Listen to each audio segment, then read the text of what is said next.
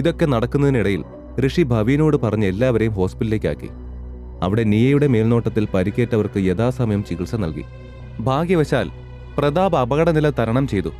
ഇനി ഇതുപോലെ എന്തെങ്കിലും സംഭവിച്ചാൽ അദ്ദേഹത്തിന്റെ ജീവൻ ഉറപ്പു നൽകാൻ കഴിയില്ലെന്ന് നിയ മുന്നറിയിപ്പ് നൽകിയതോടെ ഋഷിന് ഇന്ദ്രപ്രസ്ഥം കുടുംബത്തെ മൊത്തത്തിൽ കൊന്നുകളയാനുള്ള ദേഷ്യം തോന്നി. ശരി ഡോക്ടർ, ഇനി ഞാൻ ശ്രദ്ധിക്കാം. ഇനി അവരെ ഞാൻ ഇവിടെ നിർത്തില്ല. എന്റെ കൂടെ കൊണ്ടുപോകും. ഇനി കേരളത്തിൽ മതി. ഋഷി മുറുകിയ മുഖത്തോടെ പറഞ്ഞപ്പോൾ നിയ അവനെ തന്നെ നോക്കി നിന്നു. എന്നാലും ഋഷി, നീ എന്തിനാ അവരെ വിശ്വസിച്ച് ഇവിടെ നിർത്തിപ്പോയത്? കുറച്ചുകൂടി ശ്രദ്ധിക്കണമായിരുന്നു. അവൾ മടിച്ചു പറഞ്ഞു. ആ, കുഴപ്പമില്ല നിയ. ഒരു തെറ്റ് ഒരിക്കലല്ലേ പറ്റൂ. ഇനി ഇവരെ ആർക്കും വിട്ടുകൊടുക്കില്ല. പക്ഷേ അവിടെ പോയാൽ ഇനി എന്ത് ചെയ്യുമെന്നാ ചിന്തിക്കുന്നത്. ഋഷിൻ അല്പം വേദനയോടെ സ്വരത്തിൽ പറഞ്ഞതും നീ അവനെ നോക്കി. നിങ്ങളെപ്പോലൊരു നല്ല ഡോക്ടർ അവിടെ കിട്ടുമെന്ന് അറിയില്ലല്ലോ എന്നതാണ് എന്റെ ഏക സങ്കടം. ഋഷി ആശങ്കയോടെ പറഞ്ഞപ്പോൾ നീയുടെ മുഖം തെളിഞ്ഞു. ഋഷി വിഷമിക്കണ്ട. സത്യത്തിൽ ഞാൻ ഇവിടെ നിന്ന് മാറാൻ നിൽക്കുകയാണ്. അവിടെയുള്ളൊരു ഹോസ്പിറ്റലില് ഞാനൊരു ഇമ്പോർട്ടന്റ് കോൺഫറൻസിനായി വരുന്നുണ്ട്. മിക്കവാറും ഞാൻ അവിടെ തന്നെ ജോയിൻ ചെയ്യും.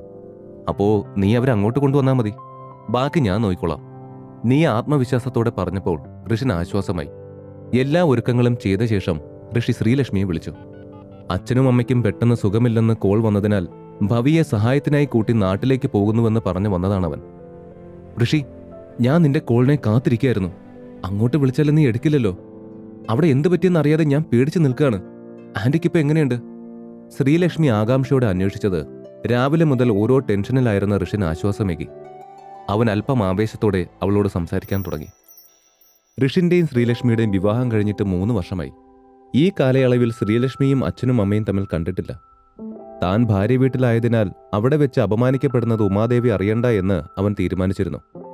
ശ്രീലക്ഷ്മിക്കും അവരെ കാണണമെന്ന് തോന്നാത്തതിനാൽ 2 കൂട്ടർക്കും പരസ്പരം പരിചയക്കുറവുണ്ട്. ഇതെല്ലാം ആലോചിച്ച് ഋഷി മനസ്സില്ലാ മനസ്സോടെ അവരെ നാട്ടിലേക്ക് കൊണ്ടുവരുന്ന കാര്യം ശ്രീലക്ഷ്മിയോട് പറഞ്ഞു. അത് നന്നായി ഋഷി. ഞാൻ തന്നെ നിന്നോട് പറയണമെന്ന് വിചാരിച്ചതാ. ഇത്ര വലിയ വീട് നമുക്കുള്ളപ്പോ അവരെന്തിനാ അവിടെ ഒറ്റയ്ക്ക് കിടന്ന് കഷ്ടപ്പെടുന്നത്? ഇപ്പോഴാണേലും അവർക്ക് സുഖമില്ലെന്നും പറയുന്നു. ഇങ്ങോട്ട് കൊണ്ടുവാ, ഞാൻ നോക്കിക്കോളാം അവരെ.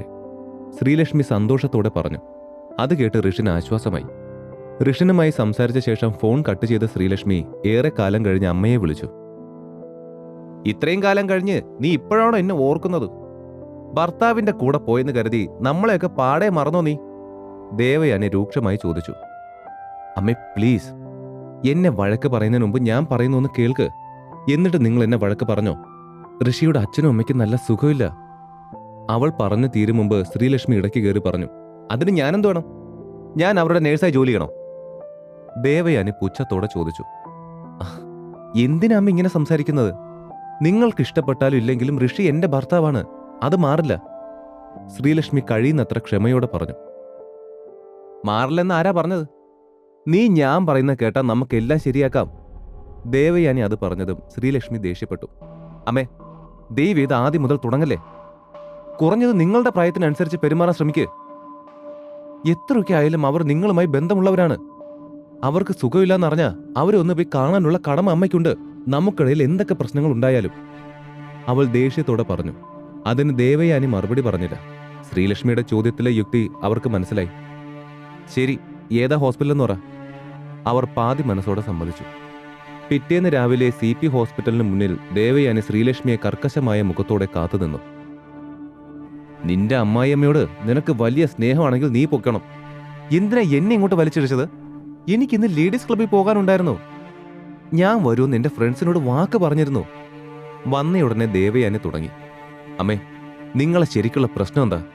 പണ്ട് ഋഷിനെ ജോലിക്ക് പോകാൻ നിർബന്ധിക്കാത്തതിന് നിങ്ങൾ എന്നോട് വഴക്കിട്ടിരുന്നു. ഇപ്പൊ അവൻ ജോലിക്ക് പോകുന്നു, ഒരുപാട് സമ്പാദിക്കുന്നു. അവൻ എനിക്ക് വേണ്ടി ഒരുപാട് കഷ്ടപ്പെടുന്നുണ്ട്. അപ്പോ ഞാൻ അവന് വേണ്ടി ഇത് ചെയ്യേണ്ടതല്ലേ?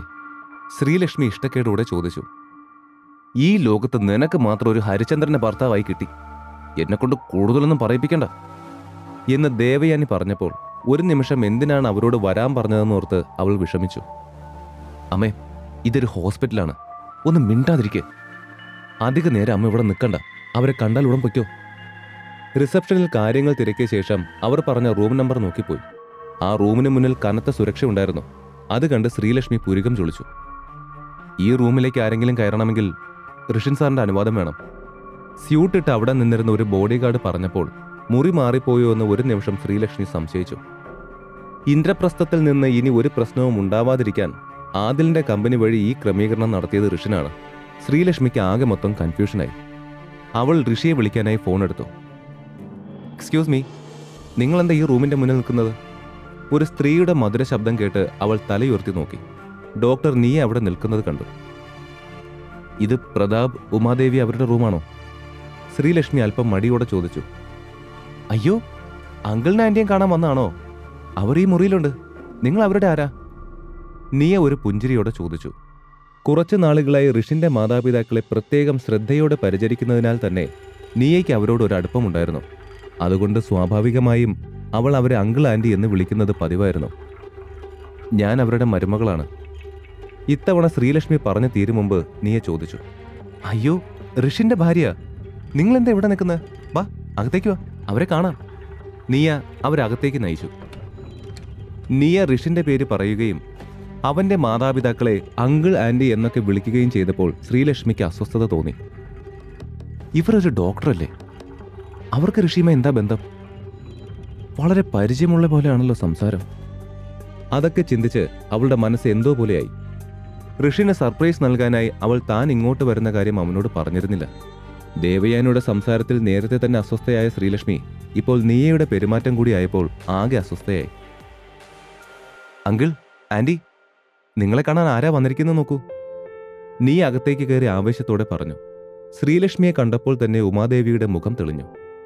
ലക്ഷ്മി മോളെ, നീയായിരുന്നോ? എനിക്ക് വിശ്വസിക്കാൻ കഴിയുന്നില്ല. നിനക്ക് സുഖാണോ? നിന്നെ ഒന്ന് കാണണമെന്ന് ഞങ്ങൾ ഋഷിയോട് പറഞ്ഞതായിരുന്നു. പക്ഷേ അതിപ്പോ ഇങ്ങനെയായി. അവർ സന്തോഷത്തോടെ പറഞ്ഞു. പെട്ടെന്ന് എന്ത് പറയണമെന്നറിയാതെ ശ്രീലക്ഷ്മി അവരെ നോക്കി പുഞ്ചിരിച്ചു. എനിക്ക് സുഖമാണ് ആന്റി. അങ്കിൾ, ഇപ്പൊ എങ്ങനെയുണ്ട്? അവൾ രണ്ടാളോടും സുഖവിവരം തിരക്കി. അവളുടെ പുഞ്ചിരിച്ച മുഖവും സ്നേഹത്തോടെയുള്ള സംസാരവും കേട്ട് ഉമാദേവിയുടെ ഉള്ളം തണുത്തു. ഏയ് ശ്രീലു, നീ എങ്ങനെ വന്നു? അമ്മയ്ക്കുള്ള മരുന്നുമായി അകത്തേക്ക് വന്ന ഋഷി ശ്രീലക്ഷ്മിയെ കണ്ട് ആശ്ചര്യത്തോടെ ചോദിച്ചു. എന്താ ഋഷി, എനിക്ക് അങ്കിളിനെയും ആന്റിയെയും കാണാൻ ഇങ്ങോട്ട് വരാൻ പാടില്ലേ? ശ്രീലക്ഷ്മി നീയെ ഒന്ന് നോക്കി ചെറിയ പരിഭവത്തോടെ അവനോട് ചോദിച്ചു.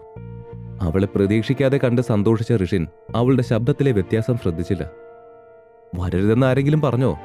രാവിലെ ഫോൺ ചെയ്തപ്പോൾ പോലും ഇങ്ങോട്ട് വരുമെന്ന് പറഞ്ഞില്ല. അതല്ലേ ഞാൻ ചോദിച്ചത്. ഋഷിൻ പതിവ് പോലെ മറുപടി പറഞ്ഞു. പറയാതെ വന്നാലല്ലേ സർപ്രൈസ് ആകൂ. ശ്രീലക്ഷ്മി മുഖത്ത് യാതൊരു ഭാവഭേദവും ഇല്ലാതെ പറഞ്ഞു.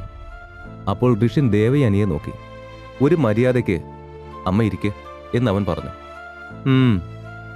എന്ന് മുറുമുറുപ്പോടെ പറഞ്ഞ് ദേവയാനി പെട്ടെന്ന് തിരിഞ്ഞു. ഇത്ര ബുദ്ധിമുട്ടാണെങ്കിൽ ആരെ ഇവരോട് ഇങ്ങോട്ട് വരാൻ പറഞ്ഞേ? അച്ഛനും അമ്മയും എന്ത് വിചാരിച്ചോ ആവോ? ദേവയാനിയുടെ പ്രതികരണം കണ്ട് ഋഷിനുള്ളിൽ വിഷമം തോന്നി. അല്ല, ഇവരാരാണെന്ന് പറഞ്ഞില്ലല്ലോ. ശ്രീലക്ഷ്മി പെട്ടെന്ന് നീയെ ചൂണ്ടി ചോദിച്ചു. സോറി, ഞാൻ ഇതുവരെ അവരെ പരിചയപ്പെടുത്തിയില്ല. ഇതാണ് ഡോക്ടർ നീയ. അവൾ ഞങ്ങളുടെ നാട്ടിൽ ഒരു വലിയ ഹോസ്പിറ്റലിന്റെ ഡയറക്ടറാണ്. പിന്നെ എന്റെ നല്ലൊരു ഫ്രണ്ടും അഭ്യുദയകാംക്ഷിയും എല്ലാമാണ് അവൾ. ഋഷി ആവേശത്തോടെ മറുപടി പറഞ്ഞു. നാട്ടിലെ ഹോസ്പിറ്റലിന്റെ ഡയറക്ടറാണേൽ ആ ഡോക്ടർക്ക് ഇവിടെ എന്താ ജോലി? ശ്രീലക്ഷ്മിയിൽ നിന്ന് കത്തി പോലെ മൂർച്ചയുള്ള ചോദ്യമുയർന്നു. അപ്പോൾ തന്നെ ഋഷിൻ തന്റെ തിടുക്കമോർത്ത് നാക്ക് കടിച്ചു. അയ്യോ ഋഷി, നീ എന്താ ഈ ചെയ്യുന്ന? നമ്മുടെ ഫാമിലിയെ പറ്റി അവൾക്കൊന്നും അറിയില്ലെന്നല്ലേ പറഞ്ഞത്? ഇനി എന്തു ചെയ്യും? അങ്ങനെയല്ല ശ്രീ, അവരിവിടെ കൊച്ചിയിലാണ്. ഒരു ഫംഗ്ഷനിൽ വെച്ചാണ് ഞാൻ അവരെ ആദ്യമായി കാണുന്നത്. അപ്പോഴാണ് ഞാൻ പരിചയപ്പെടുന്നത്. അതിനുശേഷം അവർക്ക് ന്യൂയോർക്കിൽ ജോലി ലഭിച്ചു. അല്ലേ നിയ? അവൻ പറഞ്ഞതിൽ നീയ കൺഫ്യൂഷൻ ആയെങ്കിലും എന്തെങ്കിലും ഒരു കാരണത്താലാണ് അവൻ ഇങ്ങനെ പെരുമാറുന്നതെന്ന് അവൾക്ക് മനസ്സിലായി. അതേ ശ്രീലക്ഷ്മി, ഋഷിനെ ഞാൻ ഇവിടെ വെച്ചാ കണ്ടുമുട്ടിയത്. അവൾ അവൻ പറഞ്ഞതുപോലെ തന്നെ പറഞ്ഞു. ശ്രീലക്ഷ്മിയെ മാനേജ് ചെയ്യുന്ന തിരക്കിനിടയിൽ ഋഷി ദേവയാനിയെ മറന്നിരുന്നു. ഈ കഥ തുടർന്ന് കേൾക്കുന്നതിനായി ഇപ്പോൾ തന്നെ പോക്കറ്റ് FM ആപ്പ് ഇൻസ്റ്റാൾ ചെയ്യൂ. Link in description.